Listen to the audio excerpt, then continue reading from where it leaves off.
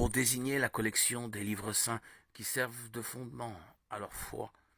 Les chrétiens des premières générations, à la suite des juifs de langue grecque, ont employé l'expression rendue par Bible en français.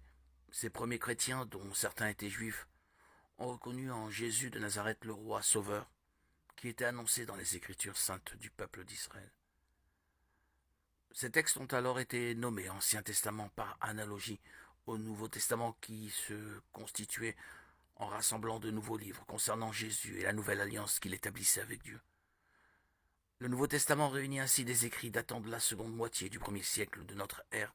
Il comprend 27 livres, 4 évangiles, retraçant la vie de Jésus, les actes des apôtres, 13 lettres attribuées à l'apôtre Paul, un écrit anonyme appelé Lettres aux Hébreux, 7 lettres dites universelles parce qu'elles sont adressées à un large cercle de lecteurs, et pour terminer, l'Apocalypse. Le Nouveau Testament a été rédigé en grec. La langue parlée alors dans tout le bassin oriental de la Méditerranée. Traduire le texte est indispensable pour le rendre accessible à tous. Cette démarche ne pose pas de problème dans la théologie chrétienne. L'évangile de Matthieu a eu un succès immédiat. Il est le plus cité par les premiers penseurs chrétiens et longtemps il a été le plus lu dans le culte. En art, il est symbolisé par un ange. En fait, au point de départ, il s'agissait d'un homme, car le premier chapitre insiste sur l'humanité de Jésus, vrai fils d'Israël. Au XVIIIe siècle, le musicien Jean-Sébastien Bach a mis en relief l'humanité et la divinité de Jésus dans un superbe oratorio, la Passion selon saint Matthieu. Dans son enseignement sur le règne des cieux, Jésus insiste sur le comportement de chacun, au cœur du quotidien, avec le jugement dernier en perspective.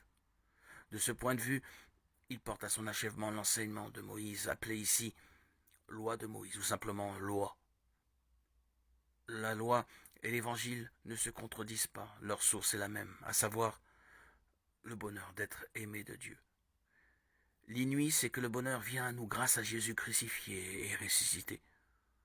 Aujourd'hui encore, les chrétiens trouvent là des repères pour vivre en Église, assemblée des disciples de Jésus, attachés à l'histoire d'Israël et ouverte à tous. L'évangile selon Marc est le plus court des 4 évangiles. La tradition l'attribue à Marc, un compagnon de Paul, puis de Pierre. Les premiers mots en donnent la clé, la bonne nouvelle. C'est que Jésus est Christ et Fils de Dieu. Christ prendra toute sa signification dans la bouche de Pierre, après les paroles et les actions en Galilée. Et Fils de Dieu dans la bouche du centurion, devant la mort sur la croix.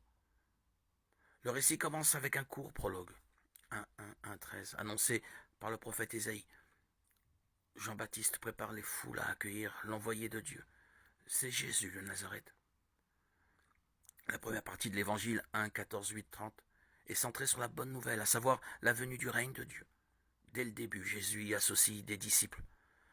Marc souligne son autorité à la fois quand il enseigne les foules, quand il guérit des malades, quand il se heurte aux spécialistes des Écritures et aux pharisiens. Dans la deuxième partie, Jésus s'achemine vers les souffrances et la mort qui l'attendent à Jérusalem. 8:31, 10, 52. 3 fois, il en informe ses disciples, mais sans être compris. Il se désigne souvent comme le Fils de l'homme, expression étrange, qui ne fait qu'épaissir le mystère autour de sa personne. La troisième partie se déroule à Jérusalem, 11:1, 13, 37. Jésus est acclamé, mais ayant chassé les vendeurs du temple. Il affronte les dirigeants religieux d'Israël. Il entrevoit les drames futurs des disciples qu'il encourage à veiller dans la foi. La quatrième et dernière partie débute dans la violence, 14:1, 16:8. Abandonnés tous, y compris des disciples avec lesquels il a partagé le repas de la Pâque, Jésus est arrêté, jugé par les autorités religieuses et par Pilate, le gouverneur romain. Condamné, il est crucifié. Le surlendemain de sa mort, des femmes trouvent sa tombe vide. Devant la révélation inouïe qu'il est vivant, elles s'enfuient troublées.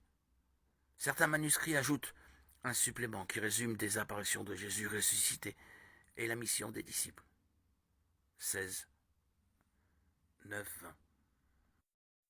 relativement absent du culte chrétien, car tous les épisodes se trouvent soit chez Matthieu, soit chez Luc. L'évangile de Marc a été relu d'un œil neuf au XXe siècle. Sa concision et son art de raconter sont aujourd'hui très admirés.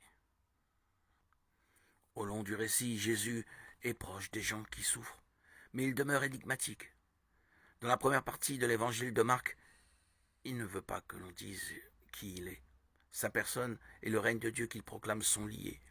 Et cela nous interroge aujourd'hui encore. Qu'est-ce que le règne de Dieu? Que veut dire exactement le mot Christ? À ces questions de la foi chrétienne, personne ne doit répondre trop vite. Il faut du temps. Il faut cheminer avec les disciples. Il faut passer par le trouble que provoque l'action, la mort et la résurrection du Fils de Dieu. L'évangile de Marc est un récit pour apprendre sans hâte à devenir chrétien. Son symbole est un lion, image des bêtes sauvages que Jésus domine lors de son séjour au désert. Chapitre 1, verset 13.